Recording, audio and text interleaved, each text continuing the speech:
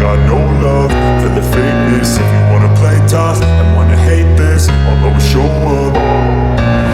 Francesco Bagnaia makin skeptis, kalahkan Marc Marquez. Francesco Bagnaia sedang menjalani musim paling berat dalam hidupnya. Bukan karena motor Ducatinya bermasalah, bukan karena cedera, dan bukan pula karena tekanan dari luar. Tapi karena di dalam garasi yang sama, berdiri sosok yang tak pernah bisa dianggap enteng, Marc Marquez. Rival yang kini menjadi rekan setim, sekaligus lawan yang paling sulit ditaklukkan. Jelang seri kelima di sirkuit Jerez, Bagnaia tak segan mengakui bahwa dirinya mulai merasa inferior. Marquez terlalu kuat, terlalu cepat, terlalu matang. Musim ini sangat berat, ucap Pecco, seperti dikutip dari Motosan. Jika aku berhasil menang, itu akan menjadi hal yang luar biasa. Karena jujur saja, Marc mungkin adalah pembalap paling kompetitif yang pernah aku hadapi. Kalimat itu bukan sekadar basa-basi. Sebab 4 seri awal MotoGP 2025 telah menunjukkan kenyataan yang tak terbantahkan. Marquez meraih 3 kemenangan di Qatar, Argentina, dan Thailand. Ia bahkan nyaris menang di kota sebelum jatuh saat memimpin dengan nyaman. Marquez kini berada di puncak klasemen dengan keunggulan 36 poin atas Bagnaia. Bagnaia tentu bukan pembalap sembarangan. Ia juara dunia 2 kali, dikenal cerdas dalam membaca balapan, dan punya pengalaman panjang bersama Ducati. Tapi musim ini, semua pencapaian itu seolah tergeser oleh sinar Marquez yang semakin terang. Namun menariknya, di balik tekanan itu, Bagnaia tidak menunjukkan kebencian atau kecanggungan terhadap Marquez. Justru sebaliknya. Saya sangat nyaman bekerja dengannya. Hubungan kami sangat bagus, bahkan lebih baik dari yang saya bayangkan, kata Bagnaia. Marc sudah beradaptasi sempurna dengan tim, dan suasana di dalamnya tetap positif. Kami berbagi informasi, strategi, dan saling mendorong untuk terus berkembang. Kalimat itu menunjukkan kematangan seorang juara sejati. Bagnaia tidak larut dalam kecemasan. Ia tahu, untuk menjadi yang terbaik, ia harus mengalahkan yang terbaik, dan itu adalah Marc Marquez. Kini semua akan ditentukan di Jerez. Trek legendaris di Spanyol yang sering jadi saksi duel epik para legenda. Kali ini, duel itu akan hadir dari satu garasi yang sama, merahnya Ducati. Bagnaia sadar, jika dia ingin memangkas selisih poin dan menjaga asa mempertahankan gelar, Jerez harus jadi titik balik. Tapi juga dia tahu, ini bukan sekadar soal kecepatan atau setelan motor. Ini soal mental, soal keberanian, dan soal menghadapi bayang-bayang besar yang kini ada di sebelah motornya di dalam pit box, Marc Marquez. Entah Bagnaia mampu membalikkan keadaan atau tidak, satu hal yang pasti, musim ini sedang membentuk dirinya. Bukan hanya sebagai pembalap, tapi sebagai sosok yang terus belajar dari tekanan, dari kegagalan, dan dari rival yang kini menjadi inspirasi sekaligus tantangan terbesar dalam karirnya. Bos Pramac menuding Marc Marquez tiru data dan gaya balap Casey Stoner. Apa yang membuat Marc Marquez begitu dominan di musim 2025? Bukan hanya motornya, bukan semata karena fisiknya yang pulih sepenuhnya, tapi karena ada sesuatu yang lebih dalam, filosofi balap yang ia tiru dari sang legenda, Casey Stoner. Bos tim Prima Pramac Racing, Paolo Campinotti, baru-baru ini melontarkan pandangan tajam yang membuat banyak orang terhenyak. Ia menyebut bahwa dominasi Marc Marquez musim ini tak bisa dilepaskan dari pengaruh besar Casey Stoner, legenda Ducati yang dikenal karena kecepatan luar biasa dan keberaniannya di atas motor. Saya melihat dokumenter saat Stoner masih di kelas 250cc, ujar Campinotti dengan nada serius. Dia jatuh, bangkit, melesat, jatuh lagi. Tapi ia tidak pernah menyalahkan motornya. Ia hanya ingin menang. Marc melakukan hal yang sama sekarang. Campinotti yakin, Marquez bukan hanya sekadar meniru gaya balap Stoner, tetapi ia benar-benar mendalami data dan karakteristik balap sang legenda. Dalam pandangannya, Marquez telah menjelma menjadi Stoner Junior, seseorang yang tak peduli seberapa sulit atau agresif motornya, selama ia bisa menjinakkannya dan meraih kemenangan. Lihat saja bagaimana Marc membalap musim ini, penuh risiko, penuh determinasi. Ia tak segan-segan mengambil jalur ekstrim, menekan batas grip, dan mengambil alih lintasan dengan keberanian yang nyaris gila. Namun, itulah mentalitas seorang juara, mentalitas yang Campinotti lihat begitu jelas berasal dari warisan Casey Stoner. Sekarang, Marc membalap seperti Stoner. Cara dia mengangkat motor, menyerang tikungan, Bahkan bagaimana dia mengatasi momen nyaris jatuh. Semua seperti cerminan Casey. Lanjut Campinotti. Dia mempelajarinya selama berbulan-bulan. Dan sekarang, kita lihat hasilnya. Dia tak tersentuh. Memang, di 4 seri pembuka MotoGP 2025, Marc Marquez mencatatkan 3 kemenangan. Thailand, Argentina, dan Qatar, serta 1 momen dramatis di Amerika ketika ia memimpin dengan dominan sebelum crash. Tapi Campinotti juga mengingatkan bahwa kemiripan keduanya bukan tanpa konsekuensi. Marquez sering jatuh, sama seperti Stoner dulu. Tapi itu bukan karena ceroboh. Itu karena dia ingin menang. Ia ingin menaklukkan motor yang bahkan terkadang melawan dirinya. Kalimat terakhir Campinotti begitu menggugah. Itu adalah mentalitas seorang juara. Marc tidak hanya ingin menguasai lintasan, dia ingin menaklukkan segalanya. Bukan tanpa alasan Marquez disebut-sebut sebagai kandidat juara dunia musim ini.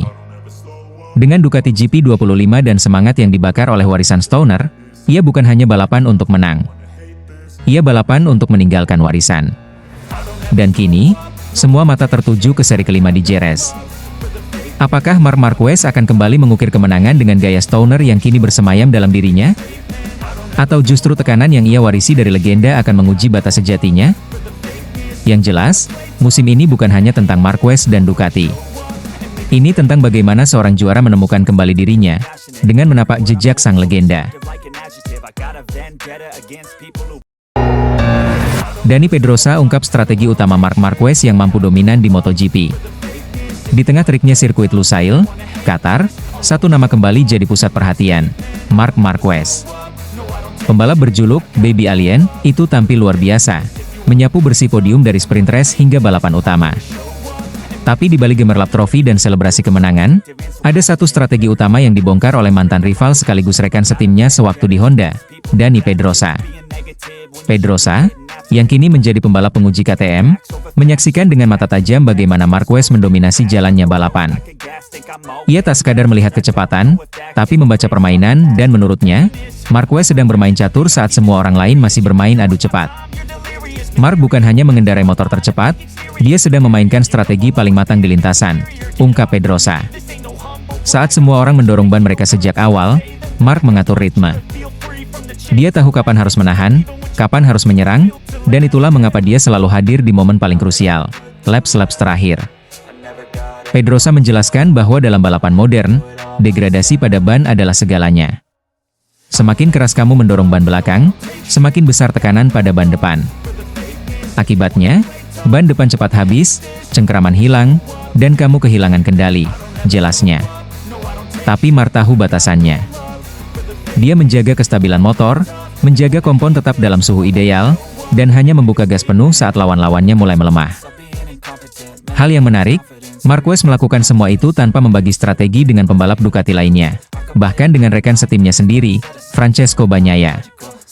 Ia menjaga semua rencananya rapat-rapat, membuat para pesaingnya bertanya-tanya bagaimana dia bisa begitu kuat saat balapan memasuki fase kritis.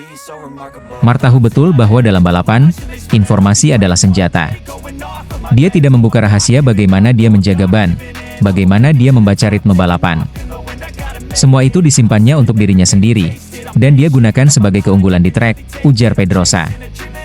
Hasilnya, kemenangan demi kemenangan yang terasa hampir tak terhindarkan. Meskipun jalan menuju kemenangan di Qatar tidak mudah, dengan tekanan dari para rival dan kondisi lintasan yang menantang, Marquez tetap tenang. Dia bukan hanya cepat, tapi juga cerdas. Kombinasi itu yang membuatnya nyaris tak terbendung. Dengan cara ini, Pedrosa percaya bahwa Marc Marquez sedang menunjukkan kepada dunia bahwa dia bukan hanya kembali, dia sudah berkembang. Dia tak lagi hanya mengandalkan keberanian dan gaya agresif seperti dulu. Dia kini pembalap yang matang, penuh perhitungan, dan tahu kapan harus menyerang dan kapan harus menunggu. Kini, semua mata tertuju pada seri berikutnya di Jerez, Spanyol. Tapi satu hal sudah jelas, Marc Marquez bukan hanya kembali ke puncak. Dia sudah menjelma jadi pembalap yang hampir sempurna, dan semua itu dimulai dari pemahaman kecil tentang ban, waktu, dan strategi. Hal-hal yang mungkin luput dari banyak mata, tapi tidak dari Dani Pedrosa. Pedro Acosta tegaskan sindiran ke Marc Marquez. Dunia MotoGP kembali dihangatkan oleh kisah yang mencuri perhatian, bukan di lintasan, melainkan dari sebuah panggung talk show di Spanyol. Pedro Acosta, sang fenomena muda dari masa Ron, tiba-tiba menjadi sasaran kritik pedas dan cercaan para penggemar Marc Marquez. Penyebabnya? Sebuah candaan yang dianggap menghina. Saat hadir dalam acara komedi La Resistencia bersama David Bronc-Ano, Acosta diberi pertanyaan soal hubungannya dengan pembalap lain. Ketika nama Marc Marquez disebut, Acosta secara spontan menjawab, "Siapa?" Jawaban singkat yang mengundang tawa di studio, namun menimbulkan badai besar di luar sana. Bagi banyak orang, ucapan itu terdengar seperti sebuah pelecehan. Bagaimana mungkin seorang Rocky, yang bahkan belum genap semusim berlaga di kelas Premier, bisa meremehkan nama sebesar Marc Marquez, sosok dengan 8 gelar juara dunia dan julukan Baby Alien? Dunia maya meledak. Kolom komentar Acosta dipenuhi sindiran, cacian, bahkan tudingan bahwa ia tak tahu diri. Namun, Pedro Acosta tidak diam. Baru-baru ini, ia akhirnya angkat suara dan memberikan klarifikasi yang jujur serta menyentuh. "Itu bukan niatku. Semua terlalu dibesar-besarkan. Pertunjukan itu adalah acara komedi, bukan forum serius." Tapi banyak orang salah paham, ujar Acosta dengan nada getir. Ia menjelaskan bahwa jawabannya hanyalah bagian dari candaan, bukan sebuah serangan personal. Dalam suasana santai dan penuh gelak tawa, ia hanya ingin menyesuaikan diri dengan format acara yang penuh humor. Tapi candaan itu berubah menjadi bumerang, menyeretnya ke pusaran kontroversi yang tak pernah ia bayangkan. Saat kau berada di dunia ini, kau harus tahu kapan sesuatu itu serius atau tidak. Sayangnya, komentar itu ditafsirkan berbeda dan menjadi bola salju yang menggelinding liar, lanjutnya. Namun di balik klarifikasinya, Acosta menunjukkan kebesaran hati dan rasa hormat yang dalam kepada rivalnya itu. Dengan tulus, ia memuji Marc Marquez sebagai sosok luar biasa yang telah menjadi simbol dominasi di MotoGP. "Aku ingin mengalahkannya, tentu. Tapi lebih dari itu, aku juga ingin dikalahkan olehnya. Karena kalau kau sampai bisa bertarung dengannya, bahkan meski akhirnya kalah, itu berarti kau sudah berada di level yang tinggi," ucap Acosta dengan nada penuh hormat. Itulah sisi lain dari Pedro Acosta yang jarang terlihat. Di balik gaya bicara yang belak-belakan dan penuh percaya diri, ia tetap seorang pemuda yang memahami betapa besar nama Marc Marquez dan apa arti rivalitas yang sehat. Ia bukan hanya ingin bersinar, tetapi ingin bertarung melawan yang terbaik, dan belajar dari mereka. Kontroversi ini menjadi pelajaran penting, tidak hanya bagi Acosta, tetapi juga bagi kita semua. Bahwa dalam dunia olahraga, di mana emosi dan kebanggaan kerap meledak-ledak, memahami konteks dan niat menjadi hal yang sangat penting. Dan bahwa, seorang juara bukan hanya dinilai dari gelar, tapi juga dari kerendahan hati untuk mengakui kehebatan rivalnya. MotoGP bukan hanya soal adu kecepatan, tapi juga soal adu mental, adu kematangan, dan bagaimana kita merespons tekanan. Dalam kasus ini, Acosta mungkin sempat tergelincir oleh kata-kata, namun ia berhasil bangkit dengan penjelasan yang menunjukkan kedewasaan luar biasa untuk usianya yang masih sangat muda. Dan satu hal yang kini pasti, pertarungan antara Pedro Acosta dan Marc Marquez akan semakin menarik. Bukan karena kontroversi, tapi karena saling respek dan keinginan tulus untuk menang dengan cara yang elegan. Francesco Bagnaia terus mengeluh, bos gigi Dalinya murka, pilih utamakan Marc Marquez. Awal musim MotoGP 2025 berjalan cukup menegangkan bagi Ducati Lenovo. Meski secara performa tim terlihat solid, ada dinamika internal yang mulai mencuat ke permukaan. Salah satu yang jadi sorotan adalah sikap Francesco Bagnaia. Juara dunia 2 kali itu mendapat teguran langsung dari General Manager Ducati, Gigi Dall'Igna, karena dianggap terlalu sering mengeluh soal performa motor, alih-alih fokus membantu tim mencari solusi. Bagnaia saat ini berada di posisi ketiga klasemen sementara dengan raihan 97 poin, tertinggal 26 poin dari pemimpin klasemen, Marc Marquez, yang telah mengoleksi 123 poin. Sejauh ini, dari 4 balapan pembuka musim, Pecco baru sekali meraih kemenangan, yaitu di Amerika Serikat saat Marquez terjatuh. Sisanya, ia harus puas berada di belakang The Baby Alien yang tampil dominan. Namun yang menjadi perhatian bukan sekadar posisi Bagnaia di klasemen. Justru sikapnya yang dinilai terlalu rewel oleh pihak internal Ducati menjadi isu utama. Gigi Dall'Igna secara terbuka menyampaikan bahwa Bagnaia cenderung terlalu banyak mengeluh ketimbang mencari jalan keluar saat motor tidak sesuai ekspektasinya. Pecco terlalu fokus pada masalah. Dia bukan pembalap yang suka beradaptasi ketika motornya tak sesuai dengan gaya balapnya. Dia cenderung meminta penyesuaian terus-menerus, kata Dall'Igna dalam wawancaranya dengan Crash. Padahal, kami di tim bertugas memberikan motor terbaik. Tapi jika tiap akhir pekan hanya berkutat pada pengaturan yang kurang cocok, ini malah menghambat proses perkembangan. Pecco harus belajar untuk tidak terpaku pada kendala, melainkan belajar mengelolanya, sambungnya. Masalah seperti keseimbangan motor hingga kapasitas tangki bahan bakar memang sempat menjadi perbincangan di garasi Ducati. Tapi bagi Dall'Igna, seorang pembalap dengan gelar juara dunia 2 kali seharusnya mampu memaksimalkan apa yang ada, bukan terus-menerus menuntut kesempurnaan.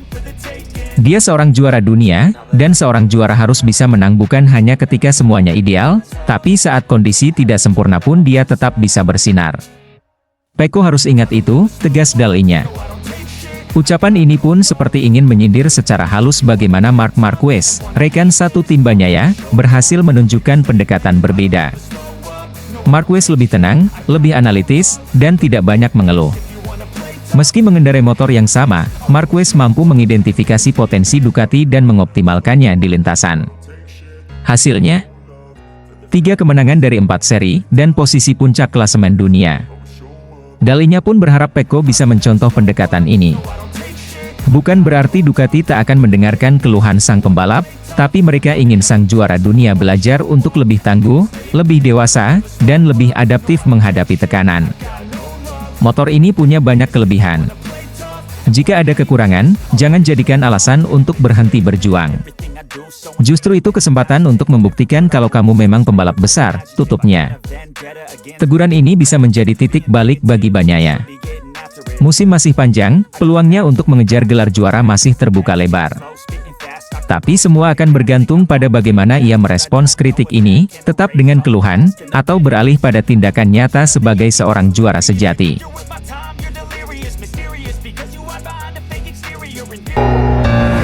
Ducati catat 21 kemenangan beruntun, bos Gigi Dall'Igna bangga dan peringatkan para rival. Sirkuit Lusail, Qatar menjadi saksi kehebatan Ducati yang kembali mencatat sejarah dengan meraih kemenangan ke-21 secara beruntun di ajang MotoGP. Hasil ini diraih lewat performa luar biasa dari Marc Marquez, yang sukses menjuarai MotoGP Qatar 2025 dan memperkuat dominasinya di awal musim ini.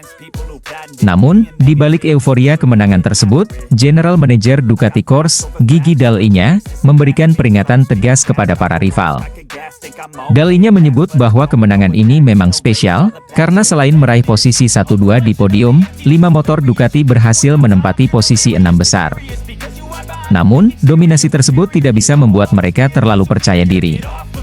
Pasalnya, ancaman dari pabrikan lain seperti KTM, terutama lewat performa kuat Maverick Vinales, sangat nyata. Akhir pekan yang spesial bagi motor dan pembalap kami. Ducati Merah meraih posisi 1-2 di podium dan menempatkan 5 motor Desmosedici di posisi 6 teratas. Tapi melihat bagaimana sengitnya persaingan, kemenangan ini harus menjadi alarm untuk tidak lengah, ujar Dall'Igna.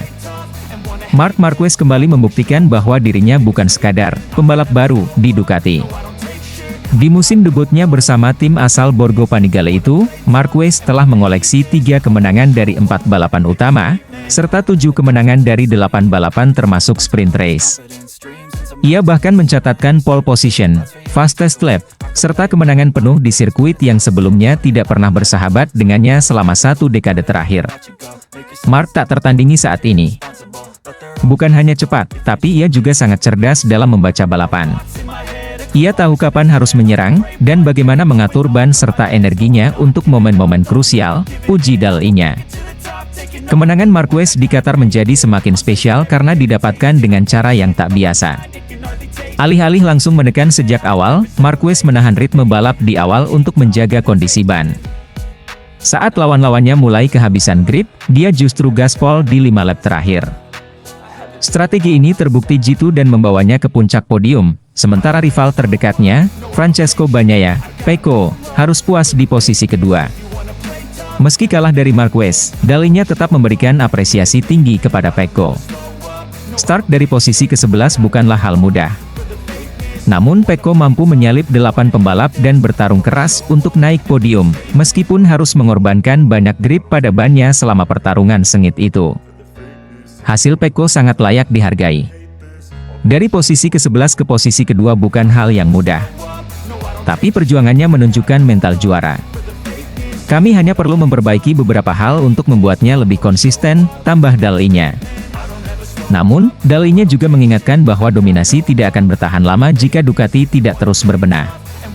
Persaingan semakin ketat, dan pabrikan seperti KTM atau Aprilia siap menyalip kapan saja.